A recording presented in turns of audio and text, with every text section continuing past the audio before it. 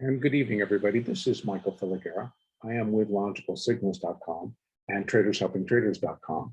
And this is the Elliott Wave update for the S&P 500 for Sunday, August 22nd, 2021. Globex started about an hour ago, and thus far the markets are up a little bit. And just picking up where we left off with the S&P 500, I continue to leave all of the highs of the various sequences that we're completing. I had to take off the cycle level because it was just too big. And so I dropped it, but it's still there. I'm still considering that it completed cycle 5, primary 5, intermediate 5, minor 5, and minute 5. That is staying in place for right now. But now I'm going to add another layer that possibly what could be going on. As the markets continue to rally, coming in to the session today, I believe that we've now reached a resistance zone at approximately where the C wave would be 100% of the length of the A wave, which was right there at 44.39. And we've gone a little bit above it, not by much, but we're still trading right there at that level. The wave count could be complete right here and then suggest that again, that this was wave 1 and this was wave 2.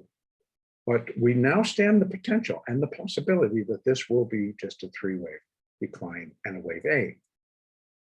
We're still going to be considering it a wave A. And if it's that, then that gives the possibility that B wave can travel all the way back to at least 44.7650. And because it could be a flat. Remember that in a corrective pattern, it either could be a zigzag, which in case this would be a 1, and a 2, and the next drop would be a 3. If the markets continue to lumber around here and not really start to go up with a little bit more oomph, then I still would consider that it's just completing this and that we're likely going to go back down. But now I want to show that additional side, so the alternate view, the market intention can right now go up to create new highs above 44.7650 and still be in a corrective move. So let me explain. If indeed this is going to be counted as an A, B, C, and that's going to be an A wave underneath it, because we are looking for a larger correction, then this B wave can also then be 3 waves. And if this is A and this is B, we're in the C wave up. Now that C wave up, based on what has come prior to it and what is now happening, if it's going to be 3 waves down, we're going to get 3 up, but that B wave carries the potential that it could move, in this case, to new highs. So it could take out this high, still be a B wave. Now, how would we measure that? Well, combining that with Fibonacci, the following then gets put into place. First, just as a C wave, we begin to have resistance at these levels. But if it's going to become an irregular, larger B wave, then we're looking at something different. Then the Fibonacci relationships between the C wave and the A wave are as follows. They fall between the 1.236 times the length of the wave A to 1.382 times the length of the A wave. And those levels sit right here at 4,506 and 4,025, which have been upside targets in my life for quite some time. But I'll be damned if the S&P does not still want to get there. It doesn't care what my wave count's going to be as long as it reaches those levels. And now here we are still looking at it straight in the face. Now, what comes after is what's going to be important. Okay, so if indeed we now carry the potential to get up there, it's going to be the same. We need to be able to count 5 waves. If I'm looking at this, I'm going to bring this down so that we can look inside, because if I got to squint my eyes, I can only imagine what everybody else has to do. So we're looking inside this 1, 2, 3, 4, 1, 2, 3, 4, 5. So maybe this is just wave 1 of the C wave, 1 of C. Because if it's 1, 2, 3, 4, 5, all of C, then the expectation is that we're going to now go down. And if we're going to go down, we're going to go down in the C wave, which should take us pretty snappy. Be very quick about dropping. Not too much, at least taking this back and going back to our lows of last week. So that's what would have to be if this is actually going to be the top. But if it is going to be a wave 1 of C, then we got a pullback coming into here, maybe down to here, as it comes off in a 2, and then roars in a 3rd. Now, if I go back to that hourly chart, that's got to fit if indeed we're ever going to get up to these levels. We need to have a 3rd wave, power, and then come back in a 4th, and then power one more time in a 5 wave. C waves are always 5.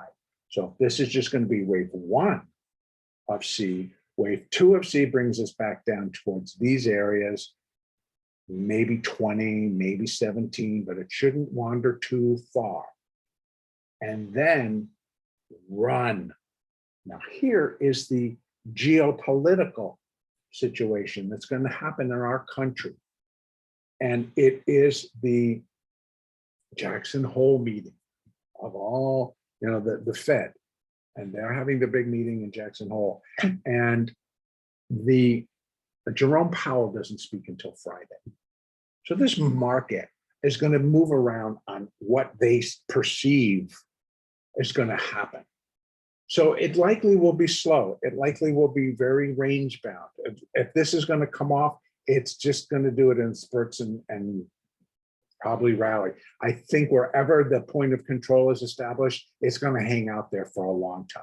Now, if it doesn't, if something comes in and starts to move this market in a particular direction, then we can put it together. We know if they really start to pump this thing back up, then this is 1, we'll get a little pullback 2, and then it's off to the races in the 3rd.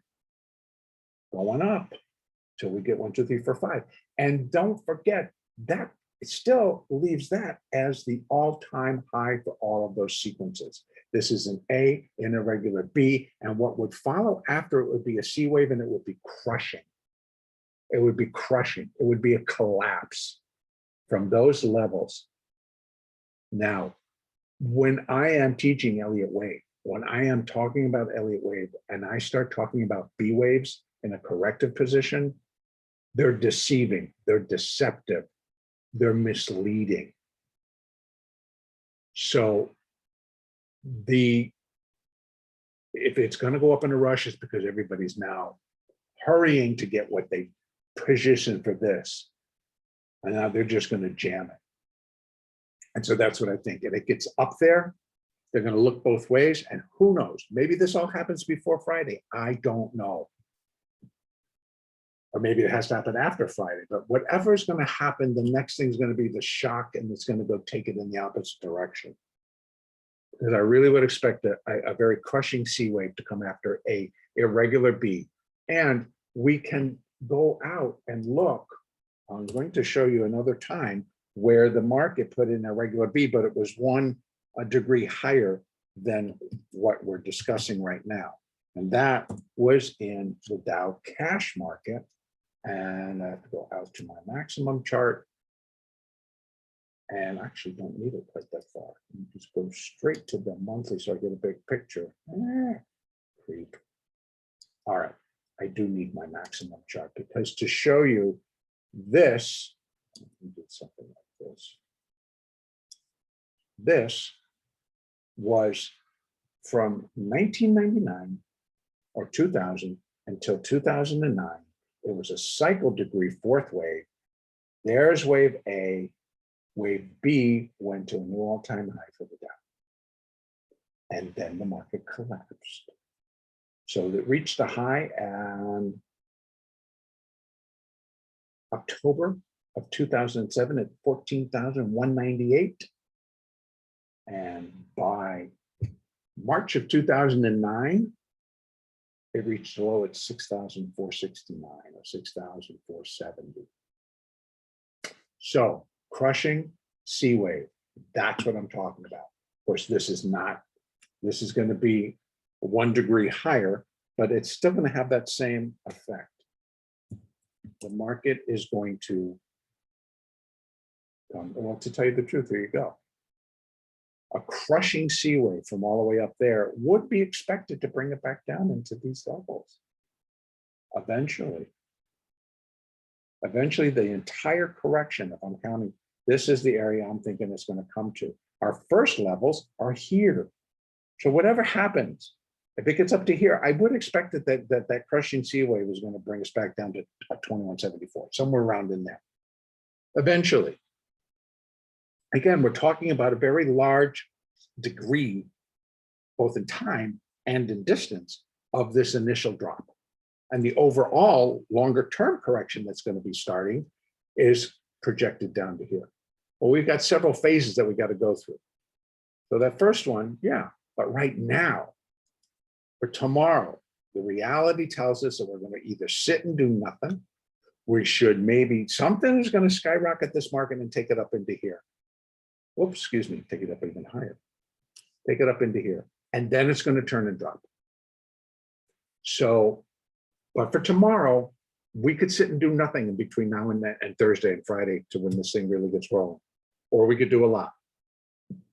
But I'm not going to be expecting a lot of downside or upside yet until more information pertaining to Jackson Hole meetings, then those will be market movers. I'm going to leave it right there. This is taking long enough. And the next update will be on Monday, August 23rd.